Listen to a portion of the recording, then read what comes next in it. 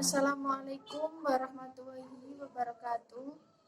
Nama saya Himatul Ulia. Saya dari kelas PE 2016A akan menyampaikan materi tentang sistem keuangan dan lembaga keuangan di Indonesia. Yang pertama, sistem keuangan. Sistem keuangan ini pada dasarnya adalah tatanan dalam perekonomian suatu negara yang memiliki peran utama dalam menyediakan fasilitas jasa-jasa di bidang keuangan oleh lembaga-lembaga keuangan penunjang lainnya. Misalnya, pada pasar uang, pasar modal, dan sistem keuangan merupakan kumpulan institusi pasar, ketentuan perundangan, peraturan-peraturan, dan teknik-teknik di mana surat-surat berharga diperdagangkan. Dalam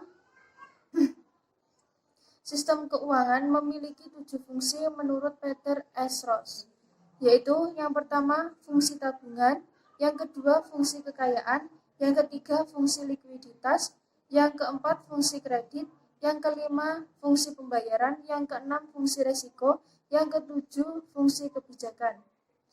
Aliran dana dalam sistem keuangan.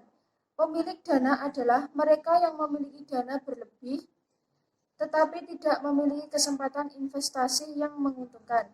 Sedangkan peminjam dana adalah mereka yang memerlukan dana untuk merealisasikan proyek investasinya dan untuk mengkonsumsi karena menganggap utilitas jika mengkonsumsi sekarang lebih tinggi daripada menunda sampai memiliki cukup uang.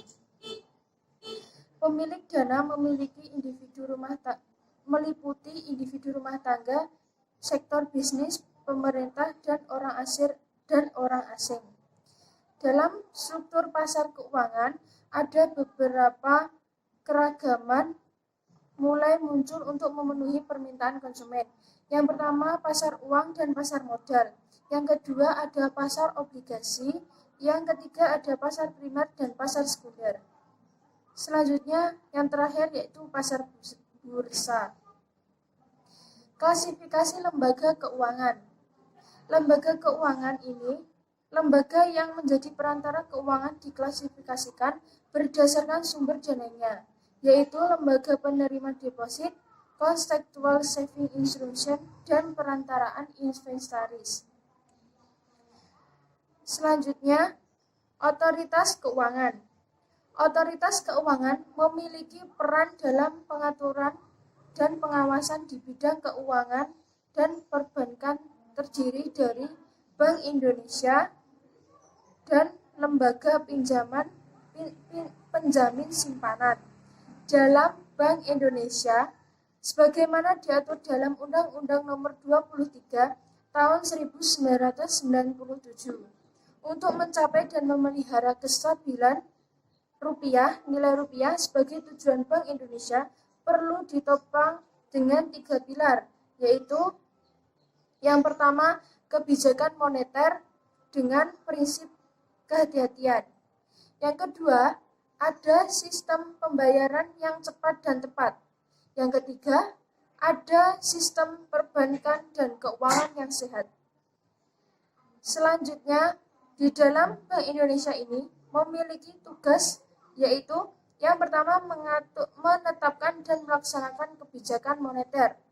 Yang kedua, mengatur dan menjaga kelancaran sistem pembayaran. Yang ketiga, mengatur dan mengawasi bank, lembaga penjamin simpanan. Memiliki fungsi LPS, yaitu menjamin simpanan nasabah penyimpanan. Yang kedua, turut aktif dalam memelihara stabilitas sistem perbankan. Dalam lembaga penjamin simpanan ini memiliki tugas yang pertama, merumuskan dan menetapkan kebijakan. Yang kedua, melaksanakan peminjaman simpanan. Yang ketiga, merumuskan dan menetapkan kebijakan. Yang keempat, merumuskan dan menetapkan serta melaksanakan kebijakan penyelesaian bank gagal. Yang kelima, melaksanakan penanganan bank gagal yang berdampak sistematik. Selanjutnya, ada jenis-jenis bank. Yang pertama ada bank BUMN, yang kedua ada bank pemerintah daerah, Yang ketiga ada bank swasta. Selanjutnya ada bank asing, bank pengkredit rakyat, badan hukum bank, dan lain-lain. Dilanjutkan untuk pembahasan mengenai bentuk usaha lembaga keuangan non-bank. Adapun bentuk usaha lembaga keuangan non-bank yaitu berbadan hukum Indonesia yang didirikan oleh warga negara Indonesia. Yang kedua, berbadan hukum Indonesia dalam bentuk kerjasama dengan badan hukum asing. Yang ketiga, berbadan hukum asing dalam bentuk perwakilan dan lembaga keuangan yang berkedudukan di luar negeri. Selanjutnya, dalam lembaga keuangan non-bank ini memiliki beberapa prinsip, yaitu yang pertama mengetahui nasabah dalam lingkup latar belakang, identitas, rekening, serta transaksi.